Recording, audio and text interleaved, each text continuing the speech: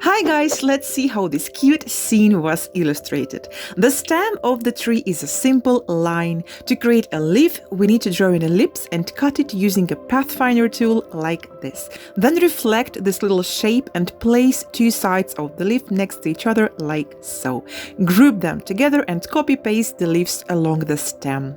To create the energy symbol, make a rectangle, select two of its vertices and align them to the left like so. Then copy, rotate and place the second rectangle next to the first one. You can select the vertices and move them a bit. Looks cool.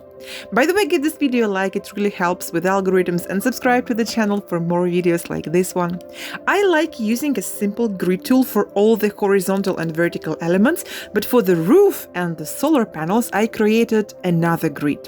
It's under a line segment. I just create a bunch of vertical lines that I'll be using as guides for my panels. So I rotate them until I'm happy with the angle.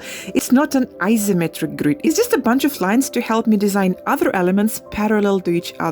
There are no strict rules on how many degrees it should be rotated, just experiment. Now it's much easier to design the roof and the panels. Here is the final look. I have a detailed video where I show how to animate the tree using trim paths. You may want to watch it too. See you next time. Bye!